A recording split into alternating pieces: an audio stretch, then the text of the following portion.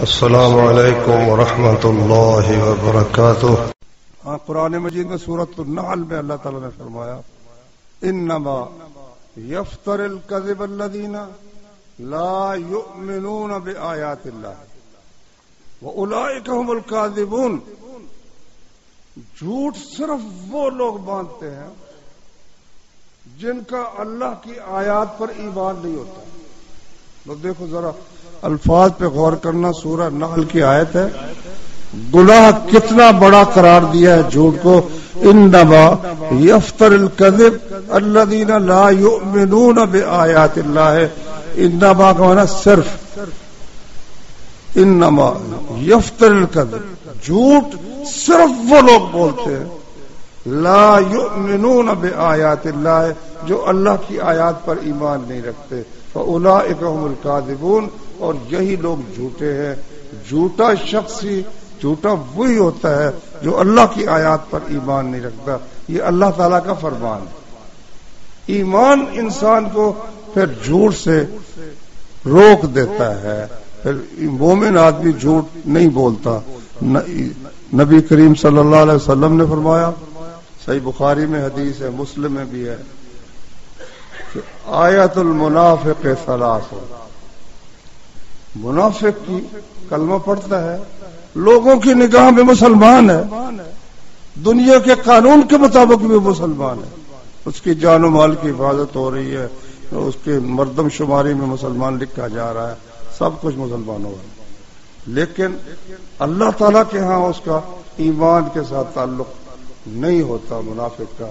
فرمایا منافق کی 3 نشانیاں ہیں، نبی کریم صلی اللہ علیہ وسلم نے فرمایا، اذا حدث کذب، جب بات کرے تو جھوٹ بولے، واذا وعد اخلف، وعدہ کرے تو اس کی خلاف ورزی کرے، واذا اؤتمن خان، جب اس کے پاس امانت رکھی جائے تو خیانت کرے۔ ایک عالم نے اس حدیث کی شرح میں لکھا ہے، وہ کہتے ہیں کہ در حقیقت یہ تینوں چیزیں جھوٹ سے ہی تعلق رکھتی ہے۔ پہلا تو صاف یہ نہ کہ بات کرے تو جھوٹ بولے، دوسری ہے وعدہ کرے تو خلاف ورزی کرے۔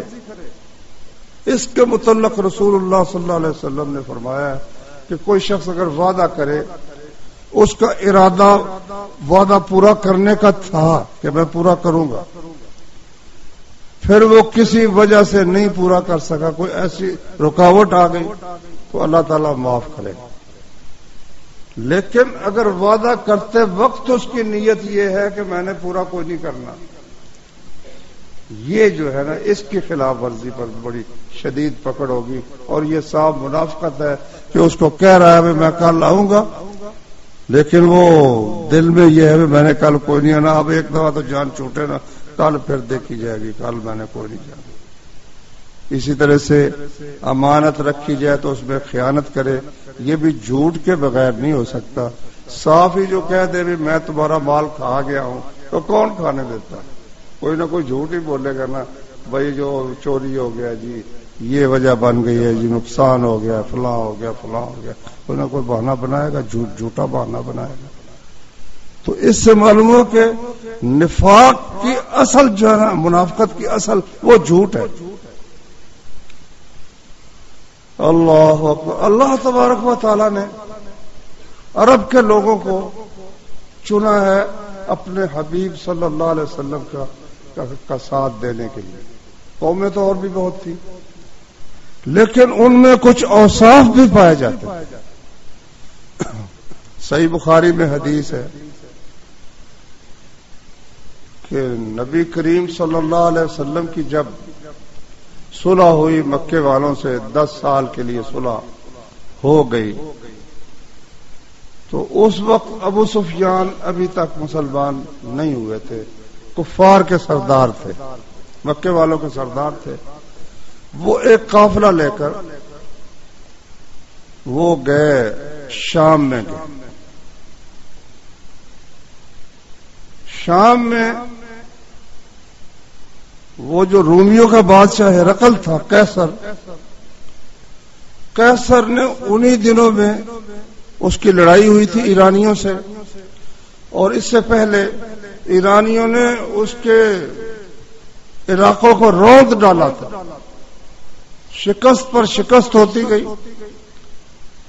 تو اللہ تبارک و تعالی نے ایسا ایک حساب پیدا فرمایا کہ ایرانیوں کو شکست ہو گئی، اور ہرقل نے وہ علاقے جو چھینے ہوئے تھے وہ واپس لے لیے. اس کا شکر ادا کرنے کے لیے وہ بیت المقدس میں آ رہا تھا. بیت المقدس ابھی تک وہ رومیوں عیسائیوں کے قبضے میں تھا. تو پیدل اس نے نظر بانی تھی اور پیدل چل کر آ رہا تھا. راستے میں جتنا چلتا اس کے آگے قالین بچھائے جاتے اور وہ پیدل چل کر اپنی نظر پوری کرنے کے لیے اللہ کا شکر ادا کرنے کے لیے آ رہا تھا. ان دنوں میں نبی کریم صلی اللہ علیہ وسلم نے دنیا بھر کے بادشاہوں کی طرف خط لکھے اور ہرقل کو بھی خط لکھا کہ بسم اللہ الرحمن الرحیم من محمد عبد اللہ ورسولہ الی ہرقل عظیم الروم، کہ یہ بسم اللہ الرحمن الرحیم کے بعد لکھا کہ یہ محمد کی طرف سے ہے جو اللہ کا بندہ ہے اور اس کا رسول ہے، الی ہرقل عظیم الروم، ہرقل کی طرف جو رومیوں کا عظیم آدمی ہے. بادشاہ نہیں اس کو کہا رومیوں کا عظیم آدمی ہے. السلام علی من اتبع الہدی، سلام ہو اس پر جو ہدایت کی پیروی کرے. السلام علیکم نہیں کہا، کافر کو السلام علیکم نبی صلی اللہ علیہ وسلم نے نہیں کہا، یہ فرمایا السلام علی من اتبع الہدی، سلام ہو اس پر جو ہدایت کی پیروی کرے. اما بعد فانی ادعوک بدعایت الاسلام، میں تمہیں اسلام کی دعوت دیتا ہوں. اسلم تسلم، تو مسلمان ہو جا تو سلامت رہے گا. اسلم یؤتک اللہ اجرک مرتین، مسلمان ہو جا اللہ تعالیٰ تجھے تیرا اجر ڈبل عطا کرے گا، دوہرا اجر، تیرا بھی اجر اور جتنے لوگ تیری وجہ سے مسلمان ہوں گے ان کا بھی اجر ملے گا. وَإِن تَوَلَّيْتَ فَإِنَّ عَلَيْكَ إِثْمَ الْجَرِيسِيِّينَ، اگر تو مسلمان نہ ہوا تو تیرے سارے جو کاشتکار تیرے رعایا ہے ان کے ایمان نہ لانے کا گناہ بھی تیری گردن پر ہوگا. یہ خط نبی صلی اللہ علیہ وسلم نے بصرہ کے گورنر کی طرف بھیجا پہلے، کیونکہ ان کا پروٹوکول یہ تھا کہ سیدھا قیصر خط وصول نہیں کرتا تھا، پہلے اس کے کوئی گورنر وصول کرے اور وہ آگے پہنچائے. تو بصرہ کے گورنر تک یہ خط پہنچا. اس نے یہ خط ہرقل کو قیصر کو پہنچا دیا. قیصر نے خط پڑھا اور اپنے افسروں سے کہنے لگا بھائی یہ خط جہاں سے آیا ہے اس علاقے کے کچھ لوگ جہاں سے ملے وہ مجھ سے ملاقات کرواؤ. ابو سفیان کہتے ہیں کہ میں ایک قافلے میں گیا ہوا تھا، وہاں یہ لوگ 30 آدمی تھے. تو کہتے ہیں دیکھا تو ان کے سپاہی آگے کہنے لگے چلو بھائی بادشاہ آپ کو بلاتے ہیں. ہم چلے گئے. وہاں جا کر بادشاہ نے اپنے ترجمان سے کہا کہ ان سے پوچھو کہ یہ شخص جس نے نبوت کا دعویٰ کیا ہے تم میں سے اس کا سب سے قریبی رشتہ دار کون ہے؟ ان 30 آدمیوں میں سے سب سے قریبی رشتہ دار ابو سفیان تھے. کہنے لگے جی میں قریبی رشتہ دار ہوں، کیونکہ نسب میں وہ بالکل عبد مناف کی اولاد ہی رسول اللہ صلی اللہ علیہ وسلم تھے اور عبد مناف کی اولاد ہی وہ ابو سفیان تھے. چنانچہ محمد صلی اللہ علیہ وسلم بن عبداللہ بن عبد المطلب بن ہاشم بن عبد مناف، اور ابو سفیان کا نام تھا حرب بن امیہ بن عبد شمس بن عبد مناف. تو یعنی برابر اتنے ہی واسطے رسول اللہ اور عبد مناف کے درمیان تھے اور اتنے ہی واسطے ابو سفیان کے اور عبد مناف کے درمیان تھے. اس نے کہا سب سے میں زیادہ قریبی رشتہ دار ہوں.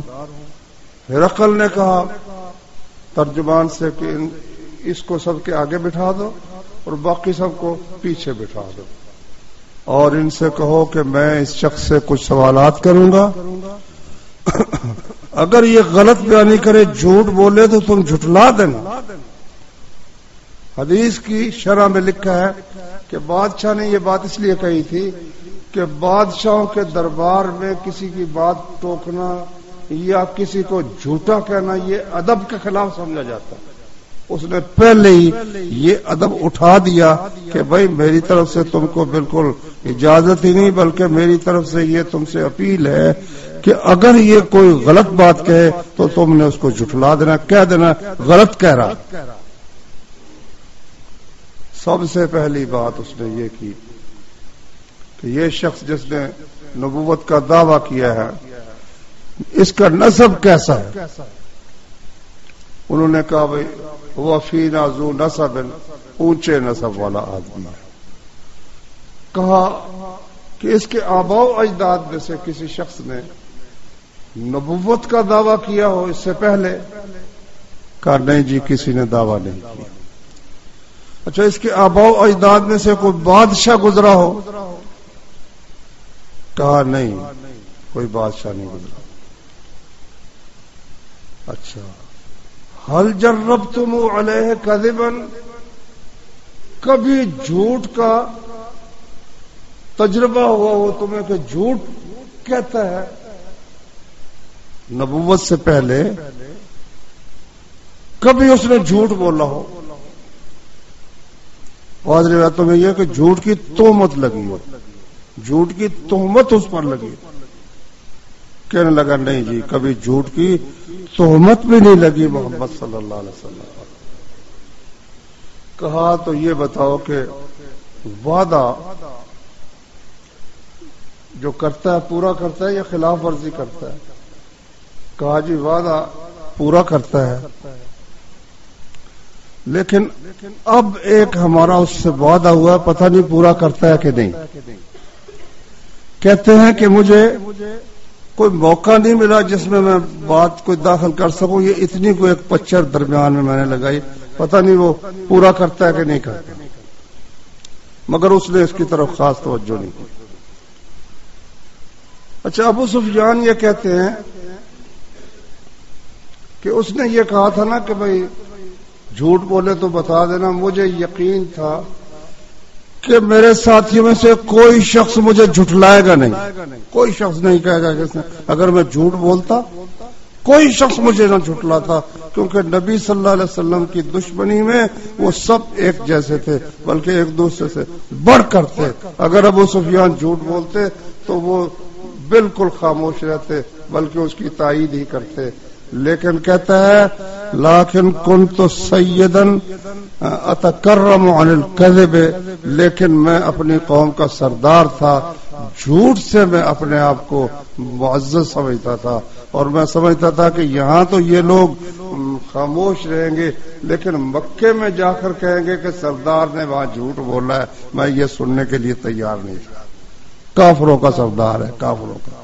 تو میں نے جس طرح عرض کیا، اللہ تعالیٰ نے اس قوم میں کئی خوبیاں رکھی ہوئی تھی، ان خوبیوں کی وجہ سے اللہ نے ان کو اپنے حبیب صلی اللہ علیہ وسلم کی صحبت کے لیے چن لیا اور ساتھی بنا لیا۔ تو خیر، اور بھی اس نے سوال کیے، اس نے کہا اچھا یہ بتاؤ کہ کمزور لوگ اس کے ساتھی ہیں یا بڑے بڑے سردار لوگ؟ اس نے کہا جی بڑے کمزور لوگ اس کے ساتھی ہیں۔ اچھا، اس کا ساتھ دینے والا کوئی شخص کبھی دین سے ناراض ہو کر مرتد ہو جاتا ہو، کسی طمع کی وجہ سے وہ مرتد ہو، یہ نہیں، دین سے نفرت کرتے ہوئے، دین پر ناراض ہوتے ہوئے وہ مرتد ہو جائے؟ میں کہا نہیں۔ اچھا، اس نے کہا اپنے ترجمان سے، اس سے کہو کہ میں نے تم سے پوچھا کہ اس کا نسب کیسا ہے، تم نے بتایا وہ اونچے نسب والا ہے۔ انبیاء کرام اسی طرح اونچے نسب میں اللہ تعالیٰ بھیجتا ہے تاکہ کسی کو ان کی پیروی میں آر نہ ہو کہ یہ کمزور اور نیچے لوگ ہیں، تو اللہ تعالیٰ ہمیشہ انبیاء کو اونچے خاندان میں مبعوث فرماتا ہے۔ اور میں نے تم سے پوچھا کہ اس سے پہلے اس کے آباء و اجداد میں کسی نے نبوت کا دعویٰ کیا ہو. مقصد میرا یہ تھا کہ اگر کسی نے دعویٰ کیا تو ہو سکتا ہے یہ اپنے آباء والی شان و شوکت نبوت کے دعوے کے ذریعے سے حاصل کرنا چاہتا ہو. اور میں نے پوچھا تم نے بتایا کہ نہیں. اور میں نے کہا کوئی بادشاہ ہو. تم نے کہا کوئی بادشاہ بھی نہیں تھا. تو میں نے یہ اس لیے سوال کیا کہ ہو سکتا ہے کہ اپنے آباء و اجداد کی بادشاہی نبوت کے ڈھونگ کے ذریعے سے حاصل کرنا چاہتا ہو. وہ بھی تم نے بتایا کہ ایسی بات نہیں ہے. اور میں نے پوچھا کہ کبھی جھوٹ بولا ہے اس نے یا جھوٹ کی کبھی تہمت لگی ہو. تم نے کہا نہیں. اب بات اس کی سنو.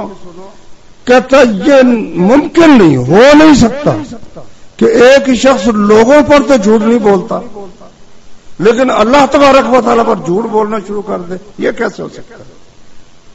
جب وہ کسی انسان پر اس نے آج تک جھوٹ نہیں بولا تو اللہ پر جھوٹ بولنا شروع کر دے کہ اللہ نے مجھے نبی بنایا. یہ کیسے ہو سکتا ہے؟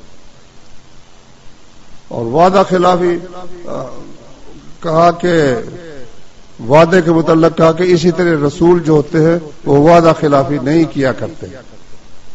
اور میں نے تم سے پوچھا کہ اس کے ساتھ جو ہے لگنے والے کمزور ہیں یا بڑے بڑے سردار چودھری ہیں. تم نے بتایا کمزور ہے. تو یہ کمزور لوگ ہی جو ہوتے ہیں نا پہلے انبیاء کرام کا ساتھ دیا کرتے ہیں. اور میں نے تم سے پوچھا ہے کہ کبھی کوئی اس کا ساتھی دین سے ناراض ہو کر مرتد ہوا ہو. تم نے بتایا کہ نہیں. کا ایمان کی لذت ایسی ہے کہ جب دل میں وہ جگہ پکڑ لیتی ہے نا پھر اس لذت کو چھوڑنے کے لیے کوئی شخص تیار نہیں ہوتا. ایمان کی مٹھاس, ایمان کی لذت ایسی ہے کہ جب دل میں جگہ پکڑ لیتی ہے پھر کوئی شخص اس کو چھوڑنے کے لیے تیار نہیں ہوتا. اور ایک سوال اس نے یہ بھی کیا تھا کہ کبھی لڑائی ہوئی ہے. اس نے کہا ہاں جی ہوئی ہے. کہا پھر کیا نتیجہ نکلا؟ اس نے کہا کبھی وہ غالب رہا کبھی ہم غالب رہے. اس نے اپنے خیال میں بدر اور اس کے بعد احد میں کچھ مشرکین کا بھی تھوڑا سا کام بن گیا تھا نا, اس لیے کہا کبھی وہ غالب رہا کبھی ہم رہے.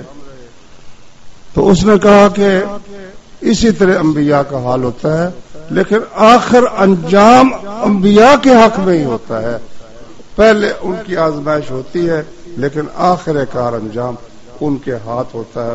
اللہ تعالیٰ انجام میں ان کو کامیاب کر دیتا ہے. فَإِنْ كَانَ مَا تَقُولُ حَقًّا, اگر تم نے جو کچھ کہا ہے یہ سچ ہے, فَسَيَمْلِكُ مَوْضِعَ قَدَمَيَّ هَاتَيْنِ, تو یہ شخص جس کا خط آیا ہے میں جس جگہ بیٹھا ہوں میرے قدم ہے اس جگہ کا بھی مالک بن جائے. اور مجھے علم تھا کہ رسول آنے والا ہے لیکن میں سمجھتا تھا کہ وہ بنی اسرائیل میں آنے والا ہے. میں نہیں سمجھتا تھا کہ وہ عربوں میں آئے گا.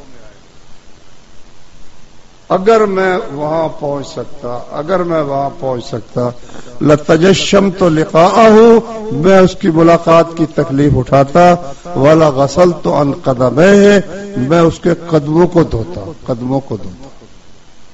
یہ اس نے تبصرہ کیا. پھر اس نے خط منگوایا. خط پڑھا گیا مجلس میں. تو کہتے ہیں کہ خط جب پڑھا گیا نا تو شور مچ گیا, ہمیں وہاں سے نکال دیا. اور دوسری روایات میں آتا ہے کہ اس نے اس موقع پر یا ایک اور موقع پر اس نے دیوان عام میں اپنے سارے سرداروں کو بلا کرنا نبی صلی اللہ علیہ وسلم کا خط پڑھ کر سنایا.